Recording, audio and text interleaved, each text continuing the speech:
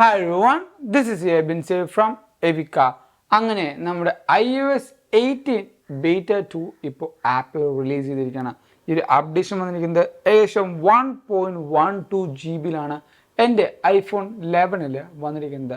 അതോടൊപ്പം കുറേയധികം പുതിയ ആപ്പിൾ അപ്ഡേറ്റ്സ് ആപ്പിൾ റിലീസ് ചെയ്തിട്ടുണ്ട്. സോ ഈ പറയുന്ന എല്ലാ ബീറ്റ ടെസ്റ്റേഴ്സിനും ഈ പറയുന്ന അപ്ഡേറ്റ്സ് നിങ്ങൾക്ക് ഡെവലപ്പേഴ്സ് ആണെങ്കിൽ ചെയ്യാവുന്നതാണ്. അതോടൊപ്പം ഈ ഒരു വീഡിയോ നിങ്ങൾക്ക് കുറേയധികം പുതിയ കാര്യങ്ങൾ എന്തായാലും പറഞ്ഞു തരുന്നതാണ്. സോ എന്തായാലും ഈ ഒരു വീഡിയോ ലൈക്ക് ചെയ്യുക, എന്തായാലും നമ്മുടെ ചാനൽ സബ്സ്ക്രൈബ് ചെയ്യുക. തുടക്കം തന്നെ നമ്മുടെ ഈ ഒരു അപ്ഡേഷൻ്റെ ബിൽ നമ്പറിന് സ്റ്റാർട്ട് ചെയ്യാം. അതിൽ സെറ്റിങ്സിൽ പോവാം, ജനറൽ എബൌട്ട് സെക്ഷനിൽ പോയി നമ്മുടെ സോഫ്റ്റ്വെയർ വേർഷൻ ടാപ്പ് ചെയ്യണമെങ്കിൽ ഇപ്പോൾ നിങ്ങൾക്ക് ഇവിടെ കാണാൻ പറ്റും iOS 18 22A 5297F എന്ന്. ഈ പറഞ്ഞ എഫ് എന്നാണ് ആൽഫബറ്റ് എയിൻ്റെ അടുത്തേക്ക് എത്തുമ്പോഴാണ് നമ്മൾ ഒഫീഷ്യൽ അപ്ഡേറ്റിൻ്റെ അടുത്തെത്തി എന്ന് പറയുന്നത്. നമ്മുടെ ഒഫീഷ്യൽ അപ്ഡേറ്റ് എന്നാണ് അങ്ങനത്തെ ഫുൾ ഡീറ്റെയിൽസ് നമ്മുടെ വീഡിയോയുടെ അവസാനം പറയുന്നുണ്ട്. സോ എന്തായാലും വീഡിയോ അവസാനം വരെ കാണേണ്ടതാണ്. തുടക്കം തന്നെ നമ്മുടെ ഈ അപ്ഡേഷനിൽ ഒരു മോഡേൺ ഫേംവെയറിൻ്റെ അപ്ഡേഷൻ വന്നിട്ടുണ്ട്. പക്ഷേ അത് 15 Pro Max സീരീസിന് മാത്രമാണ് ആ പറയുന്ന മോഡേൺ ഫേംവെയർ അപ്ഡേഷൻ വന്നിരിക്കുന്നത്.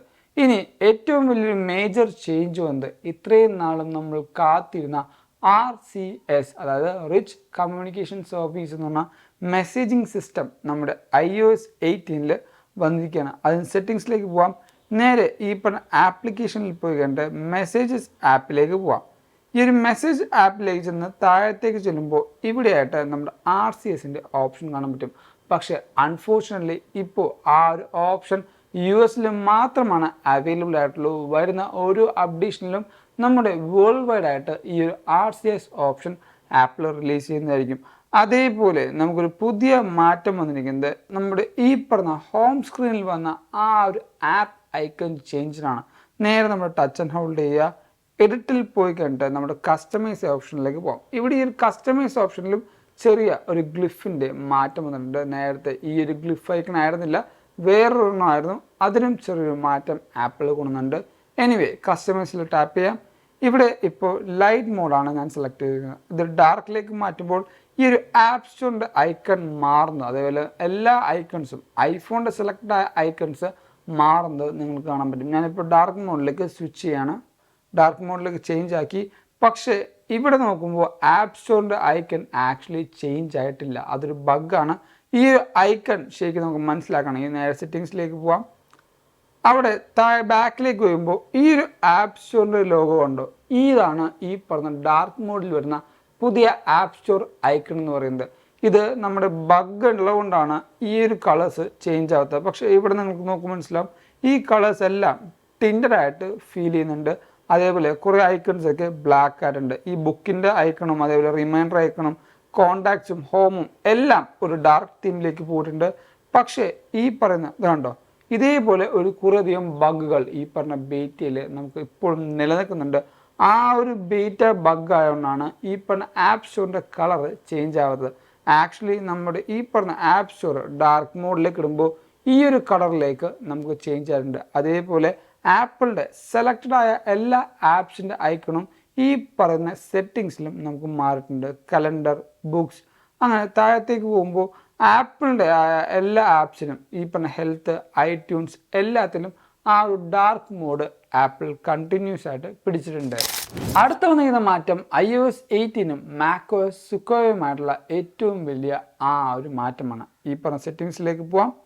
അവിടെ ജനറലിലേക്ക് പോയി കണ്ട് ആപ്പിളിൻ്റെ ഈ പറഞ്ഞ എയർപ്ലേ ആൻഡ് കണ്ടിന്യൂറ്റി എന്ന ഓപ്ഷൻ നമുക്ക് സെലക്ട് ചെയ്യാം. അതിനുശേഷം നമ്മുടെ ഈ പറയുന്ന ഐഫോൺ മിററിംഗ് എന്ന ഓപ്ഷൻ സെലക്ട് ചെയ്യുകയാണെങ്കിൽ macOS Sequoia വർക്ക് ചെയ്യുന്ന ആ ഒരു മാക്ബുക്ക് നമുക്കിവിടെ കാണാൻ പറ്റും. ഈ പറഞ്ഞ ഐഫോൺ കംപ്ലീറ്റ് ആയിട്ട് നമുക്ക് മിറർ ചെയ്യാൻ പറ്റുന്ന ആ ഒരു പുതിയ ഓപ്ഷനാണ് ഈ പറയുന്ന മിറർ ഐഫോൺ എന്ന് പറയുന്നത്.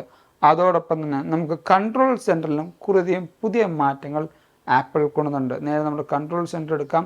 കൺട്രോൾ സെൻറ്ററിൽ ഈ പറയുന്ന പവർ ഓഫ് ബട്ടൺ നേരത്തെ ആക്സിഡൻ്റലി ടാപ്പ് ചെയ്താൽ തന്നെ പവർ ഓഫ് ആകുമായിരുന്നു. പക്ഷേ ആ ഒരു ഓപ്ഷൻ ആപ്പിൾ മാറ്റിയിട്ടുണ്ട്. കാരണം അൺഫോർച്യുനേറ്റ്ലി പെട്ടെന്ന് നമ്മൾ അവിടെ ടച്ച് ചെയ്യുകയാണെങ്കിൽ ഓട്ടോമാറ്റിക്കലി ഷട്ട് ഡൗൺ ചെയ്യാനുള്ള ഓപ്ഷനിലേക്ക് പോകും.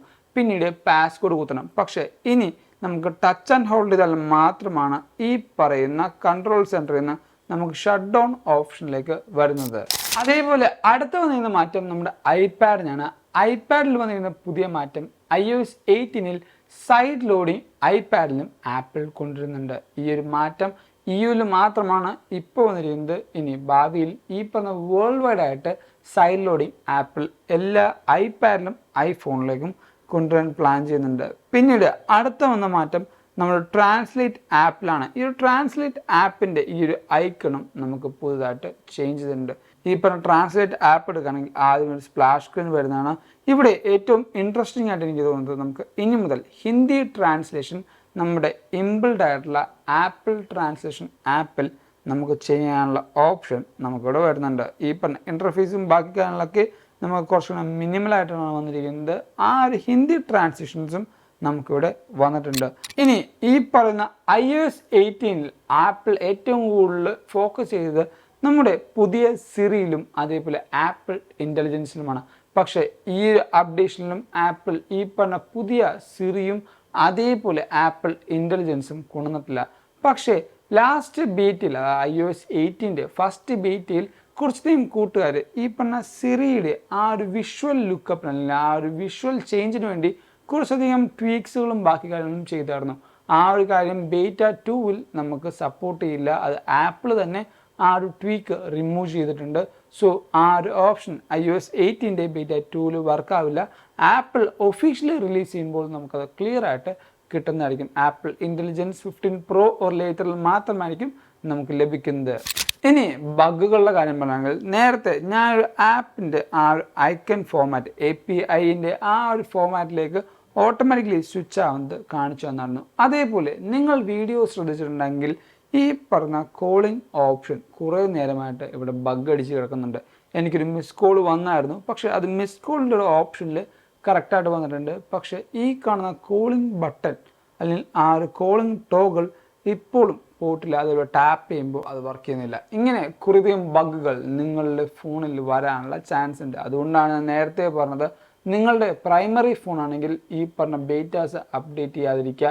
ഇപ്പോൾ എൻ്റേത് പ്രൈമറി ഡിവൈസ് തന്നെയാണ്. എനിക്ക് വേറൊരു ഫോൺ ഈ പറഞ്ഞ iOS 18 കാണിക്കാനില്ല. നിങ്ങളെന്തായാലും കട്ടൊക്കെ സപ്പോർട്ട് ചെയ്യുക. അപ്പോൾ iPhone 16 Pro നമുക്ക് എടുക്കാം. ഈ ഫോണിൽ നമുക്ക് ബേറ്റയും അതിൽ ഒഫീഷ്യൽ അപ്ഡേറ്റും റൺ ചെയ്യാൻ പറ്റും. ആൻഡ് ഇതിൻ്റെ ഈ റിലീസ് നോട്ട് നോക്കുകയാണെങ്കിൽ നേരെ നമ്മുടെ ഫീഡ്ബാക്ക് ആപ്പിലേക്ക് പോവാം. ഈ ഒരു ഫീഡ്ബാക്ക് ആപ്പിലേക്ക് പോകുമ്പോൾ കുറേയധികം മാറ്റങ്ങൾ, കുറേയധികം നോൺ ഇഷ്യൂസും അതേപോലെ കുറേയധികം റിസോൾവ് ഇഷ്യൂസും ആപ്പിൾ കാണിച്ചിട്ടുണ്ട്. നേരെ iOS 18-ൻ്റെ ആ ഒരു റിലീസ് നോട്ട് നോക്കാം. ഇവിടെ ഫിക്സ്ഡ് ഇഷ്യൂസ് നമുക്ക് വായിക്കാൻ പറ്റും. ആക്സസിബിലിറ്റി, നോൺ ഇഷ്യൂസ്, അതേപോലെ ഈ പറഞ്ഞ ആക്സസറി സെറ്റപ്പ് കിറ്റ്, പിന്നെ കുറേയധികം കാര്യങ്ങൾ നിങ്ങൾക്കിവിടെ നോക്കുമ്പോൾ മനസ്സിലാവും. ഏകദേശം ഒരു 100 കാര്യങ്ങൾ നമ്മുടെ ഈ പറഞ്ഞ റിലീസ് നോട്ടിൽ ആപ്പിൾ കൊടുത്തിട്ടുണ്ട്. സോ ഈ പറഞ്ഞ വൈഫൈ കോളിങ്ങും അതേപോലെ വിജറ്റ്സിൻ്റെ കുറച്ചധികം റിസോൾവ് ഇഷ്യൂസും ആപ്പിൾ കൊടുത്തിട്ടുണ്ട്. നിങ്ങൾക്ക് ഈ പറഞ്ഞ റിലീസ് നോട്ട് ഫീഡ്ബാക്ക് ആപ്പിൽ കയറി നോക്കാവുന്നതാണ്. ഓരോ മാറ്റങ്ങൾ നിങ്ങൾക്ക് കറക്റ്റായിട്ട് ഓരോ മാറ്റങ്ങൾ എന്ന് പറയുന്നത് ഓരോരോ ഫിക്സ്ഡ് ഇഷ്യൂസും അതേപോലെ ഈ പറഞ്ഞ അപ്ഡേഷനുള്ള ബഗ്ഗുകളും നിങ്ങൾക്ക് കാണാൻ പറ്റും. ഇനി ഈ പറഞ്ഞ റിലീസ് നോട്ടിലില്ലാത്ത ബഗ്ഗുകളോ ബാക്കി കാര്യങ്ങളോ നിങ്ങളുടെ ഫോണിൽ ഫീൽ ചെയ്യുന്നുണ്ടെങ്കിൽ ഇവിടെ നിങ്ങൾക്ക് ആപ്പിളിന് ഈ പറഞ്ഞ ഫീഡ്ബാക്ക് കൊടുക്കാനുള്ള ഓപ്ഷൻ ഉണ്ട്. അങ്ങനെ ആ ഒരു സ്ക്രീൻഷോട്ടോ അല്ലെങ്കിൽ സ്ക്രീൻ റെക്കോർഡോ എടുക്കാൻ പറ്റുമെങ്കിൽ ആ ഒരു അറ്റാച്ച്മെൻറ്റും കൂടെ നിങ്ങൾക്കിതിനെ ആഡ് ചെയ്തുകൊണ്ട് ആപ്പിളിൽ ഈ പറയുന്ന ബഗ് ഫിക്സിന് വേണ്ടി റിക്വസ്റ്റ് അല്ലെങ്കിൽ ഫീഡ്ബാക്ക് കൊടുക്കാവുന്നതാണ്. പെർഫോമൻസ് വൈസ് നോക്കുകയാണെങ്കിൽ എനിക്ക് സ്മൂത്തായിട്ട് തന്നെയാണ് പോകുന്നത്. എനിക്ക് ഈ പറഞ്ഞ സ്പോർട്സ് സെർച്ചും ബാക്കി കാര്യങ്ങളും എല്ലാം അത്യാവശ്യം സ്മൂത്തായിട്ടും അതേപോലെ കുറച്ചും കൂടെ ക്വാളിറ്റി ആയിട്ട് തന്നെയാണ് ഫീൽ ചെയ്യുന്നത്. ആൻഡ് ബാറ്ററി ലൈഫിൻ്റെ കാര്യങ്ങൾ പറയുകയാണെങ്കിൽ അഫ്കോഴ്സ് ബാറ്ററി ലൈഫ് നമുക്ക് കുറച്ച് പത്തറ്റിക് ആയിരിക്കും. ഇപ്പോൾ നമ്മുടെ ബാറ്ററി ഹെൽത്ത് നോക്കാം. എൻ്റെ ബാറ്ററി ഹെൽത്ത് ഓൾറെഡി സർവീസിലാണ് ഇരിക്കുന്നത്. അതുകൊണ്ട് തന്നെ അത്യാവശ്യം നല്ല ആ ഒരു ഡിഗ്രേഡ് എൻ്റെ ബാറ്ററി പെർഫോമൻസിലുണ്ടാവും. എൻ്റെ മാക്സിമം കപ്പാസിറ്റി എന്ന് പറയുന്നത് 75% ആണ്. എന്നാലും ഒരു ഡീസൻ്റായ പെർഫോമൻസ് ലഭിക്കുന്നുണ്ട്, യെസ്. പക്ഷേ നമ്മളൊരു ഗെയിംസോ ബാക്കി കാര്യങ്ങൾ കളിക്കുകയാണെങ്കിൽ പെട്ടെന്ന് ഒരു ഡ്രെയിൻ ഔട്ട് ആവാനുള്ള ഓപ്ഷൻ എൻ്റെ ഐഫോണിലുണ്ട്. സ്ക്രീൻ ഓൺ ടൈം എന്ന് പറഞ്ഞാൽ 3 hours 51 minutes ആണ്. സ്ക്രീൻ ഓഫ് ടൈം എന്ന് പറഞ്ഞാൽ 3 hours 12 minutes ആണ്. അത്യാവശ്യം നല്ല ബാക്ക്ഗ്രൗണ്ടിലുള്ള ആക്ടിവിറ്റീസും ഞാൻ ചെയ്യുന്നുണ്ട്. യൂട്യൂബിനാണെങ്കിലും ഈ ഇപ്പം ആപ്പിൾ മ്യൂസിക് ആണെങ്കിലും ഞാൻ ബാക്ക്ഗ്രൗണ്ടിൽ റൺ ചെയ്യുന്നുണ്ട്. സോ അങ്ങനെയും കുറേയധികം ആക്ടിവിറ്റീസ് ഞാൻ എൻ്റെ ഫോണിൽ ചെയ്യുന്നുണ്ട്. ഇനി എന്നാണ് iOS 18-ൻ്റെ പബ്ലിക് ബീറ്റയും അതേപോലെ ബീറ്റ 3യും റിലീസ് ആവുന്നതെന്ന് വെച്ചാൽ ആപ്പിൾ നേരത്തെ മെൻഷൻ ചെയ്ത പോലെ തന്നെ ജൂലൈയുടെ ആ ഒരു തുടക്കം തന്നെയായിരിക്കും പബ്ലിക് ബീറ്റ ആപ്പിൾ റിലീസ് ചെയ്യാൻ പോകുന്നത്. ആ ഒരു പബ്ലിക് ബീറ്റ റിലീസ് ആവുന്നതിൻ്റെ കൂടെ തന്നെ ഈ പറഞ്ഞ ഡെവലപ്പേഴ്സിൻ്റെ ബീറ്റ 2 റിലീസും ചെയ്യാനുള്ള ചാൻസ് ഉണ്ട്. പിന്നീട് അടുത്ത ആ ഒരു മാസം അല്ലെങ്കിൽ ഈ പറഞ്ഞ മിഡ് ഓഫ് ജൂൺ അല്ലെങ്കിൽ ലേറ്റ് ഓഫ് ജൂണിലായിരിക്കും ഈ പറഞ്ഞ ബീറ്റ 3 നമുക്ക് റിലീസ് ആവാനുള്ള ചാൻസ്.